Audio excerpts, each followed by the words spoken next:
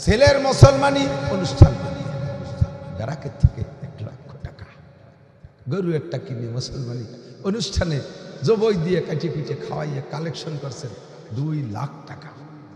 খুশিতে 5 কিলোর ব্যবসা কি করব, মোটে একটা ছেলে মুসলমানি দিয়ে 1 লাখ টাকা লাভ, আর একটা ছেলে থাকলে তো আর 1 টাকা পাতাম, কি করব, নিজে আর একবার নেবো নি মুসলমান, ভালোই তো একটা ব্যবসা।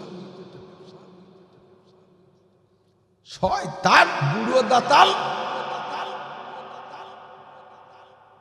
এ আছে না নাই, কথা কর না কেন, এই আকাম আছে না নাই? ছেলের বয়স 27 হয়ে গেছে, মুসলমানি দেয় না, খালি টাকা বাবা। কি টাকা? অনুষ্ঠান করতে হবে 3 দিন, আজ যা কাল কাল না চুরি করতে করতে বিয়ের কথা, চতুর্দিক দিয়ে বিয়ের প্রস্তাব সেই সময় ছেলেদের মুসলমান। এরপরে ব্যারাকেতে 2 লাখ টাকা, গ্রামীণ ব্যাংকেতে 2 লাখ টাকা উঠে গেল এই অনুষ্ঠান কর। আল্লাহ আমরা সুদ কি অত সুহি দেই নাকি, বিপদে ভুলিয়ে দিই। কি বিপদে বলছো? বাড়ির পাশে 10 কাঠা জমি বিক্রি হয়ে যাচ্ছে, এ না নিলি ভাড়া তো কঠিন, বাড়ির পাশে জমি ইজ্জত থাকে না, সেই জন্য ব্যারাকের থেকে 5 লাখ টাকা লোন আনছি। আল্লাহকে এইটি তোমার বিপদ হলো। সুদ দেওয়া যায় তোর, কোন সময় শোন, অভাবের তাড়নায় বেচার কিছু নাই, কর্জ পাইস না, কেউ দেয় না, ভিক্ষা খয়রাত পাইস নাই, এই নদী দিয়ে একটা মরা গরু, একটা মরা শুয়োর বেঁচে যাচ্ছে, তোর জান বাঁচানোর জন্য এই মরা শুকরের গোশত যে সময় খাওয়া হালাল হবে, ওই রকম বিপদে পড়লে তোর তুই যদি কের কাছে টাকা চাইলে সুদ ছাড়া দেয় না, সেই সময় তোর সুদের পর টাকা আনা যায়, তার আগে না।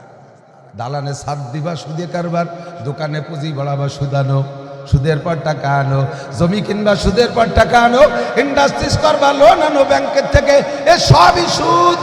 এক জায়গায় খাওয়াও যে পরিমাণ, গুনাহ দেওয়াও সে পরিমাণ। এ যুবক, গুনাহ থেকে বাঁচতে হলে 3টে কথা মনে রাখতে হবে। কয়টা থাকবে মনে থাকবে? কয়টা কথা? 3টে কথা। গুনাহ থেকে বাঁচতে হলে 3টে কথা মনে রাখবা। 1 নম্বরে, যখন তুমি গুনাহ করো তাৎক্ষণিকভাবে তুমি চেষ্টা করে ভিতরে এই কথাটা নিয়ে আসতে হবে, এই দায়িত্ব আবার তোমার নিজের। এই কথাটা ভিতরে কল্পনা আনতে হবে, আমি যে গুনাহ করতেছি এই হালাতে হুবহু আমার আল্লাহ আরশে আজিম থেকে আমারে দেখতেছে। দেখে দেখে দেখে কে? আল্লাহু আকবার। আমি গত বছর গিয়েছিলাম ফরিদপুর রাজেন্দ্র কলেজ এলাকায় মাহফিলে। কলেজের ওই মাহফিলের শেষে খানা দানা খাইয়া চলে আসবো, খানা পরিবেশন করতেছে একটা ছেলে, দাড়ি জায়গায় গজাইছে ফিস ফিস একটু একটু। ছেলেটার মাথায় পাগড়ি, গায়ে তার সুন্দর সুন্নতি জুব্বা, পায়ে পরনে তার পাজামা, তার চাল চলন দেখে খেদমতে আমি মুগ্ধ হয়ে গেছি। অবশেষে আসার সময় ছেলেটা কয়, হুজুর মেহেরবানি করে আমি কোন জায়গায় থাকি একটু কদম দিয়ে বরকত দিয়ে যাবেন। আমি কইলাম চলো যাই দেখি। রুমের মধ্যে নিল, আমিও জায়গা থেকে নতুন ওয়াজ সংগ্রহ করলাম, নিজের ভিতরে একটা অবস্থা সৃষ্টি হয়ে গেল। আমি পাগল হয়ে গেছি। কলেজে পড়া ছেলেটার এই বুঝকে দিল। রুমের মধ্যে ঢুকে দেখি ছাদে সব জায়গা লেখা আল্লাহ দেখে, ও রং দিয়ে লিখে রাখছে আল্লাহ দেখে, ওয়ালের গায়ে চতুর্দিকে লেখা আল্লাহ দেখে। যেদিকে তাকায়, একা একা রুমে থাকলে অনেক প্রকার গুনাহ করা যায়, যায় কি যায় না? একা একা একটা যুবক ছেলে রুমের মধ্যে থাকলে অনেক প্রকার গুনাহ করা যায়। আরে গুনাহ যখন করবে, চিতে শুয়ে করবে, তখন ছাদে দেখে আল্লাহ দেখে। ডাইনের দিকে তাকাইয়া গুনাহ করবে, ওয়ালের গায়ে দেখে লেখা দেখে আল্লাহ দেখে। বাম দিক তাকাইবে দেখে আল্লাহ দেখে, শীতে সে পায়ের দিক নজর করবে, ওয়ালের গায়ে লেখা আল্লাহ দেখে। চতুর্দিক যখন নজর পড়ে আল্লাহ দেখে, তখন তার ভিতরে কল্পনা এসে যায়, আতঙ্ক এসে যায়, আমার আল্লাহ যখন সব দিক দিয়ে দেখে, এর মধ্যে আমি কোন প্রকার গুনাহ করব যে সেইটি আমার আল্লাহ দেখে না। সুদ খাওয়ার সময় কল্পনা করো, এ সুদের টাকা হাতে নেওয়ার সময় আল্লাহ দেখে। কথা কয় না? দেখে দেখে দেখে। এত বললাম, সুদ খাওয়ার সময় আল্লাহ দেখে, সুদ দেওয়ার সময় আল্লাহ দেখে।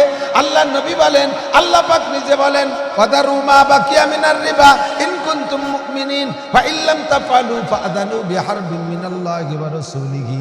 দুনিয়ায় যত গুনাহ আছে তার মধ্যে সবচাইতে পাওয়ারফুল গুনাহ কতগুলো, তার মধ্যে অন্যতম গুনাহ হলো সুদের গুনাহ।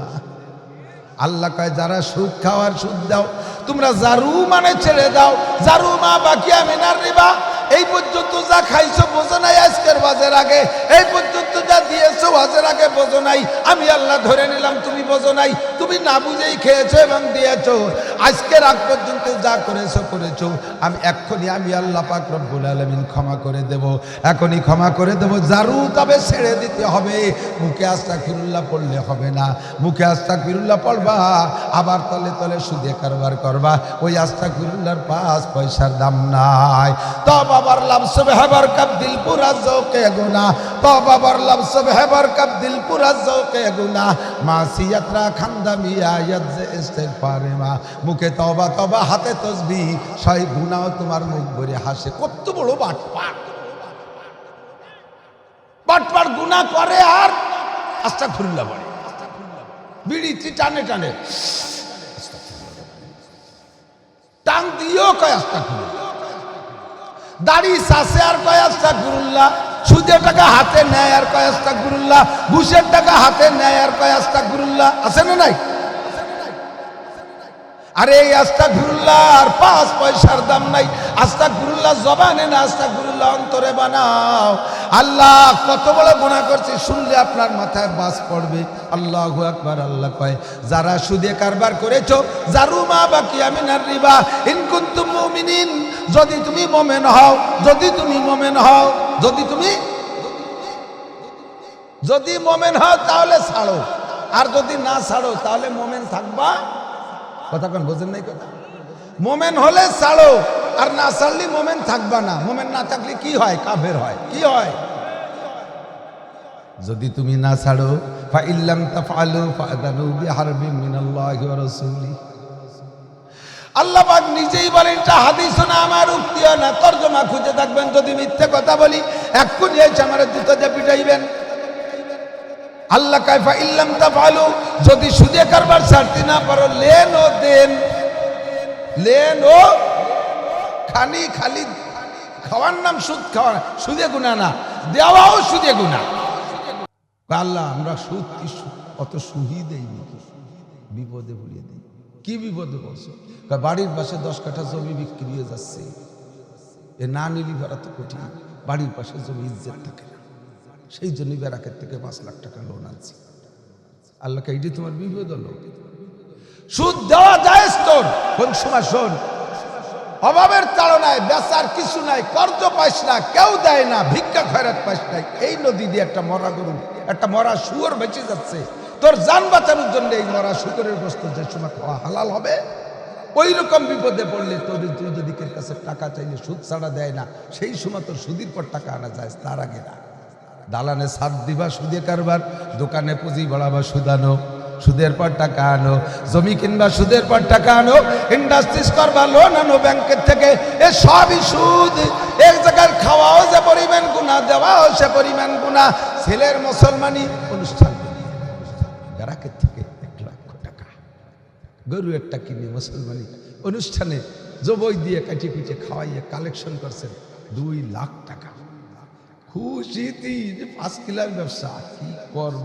মোটে একটা ছেলে মুসলমানি দিয়ে 1 লাখ টাকা লাভ, আর একটা ছেলে থাকলে তো আর 1 টাকা পাতাম, কি করব? নিজে আর একবার নেব নি মুসলমান, ভালোই তো একটা ব্যবসা। শয়তান বুড়ো দাতাল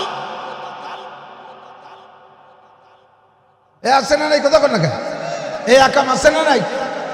ছেলের বয়স 27 হয়ে গেছে, মুসলমানি দেয় না, খালি টাকা বাবা। কি টাকা?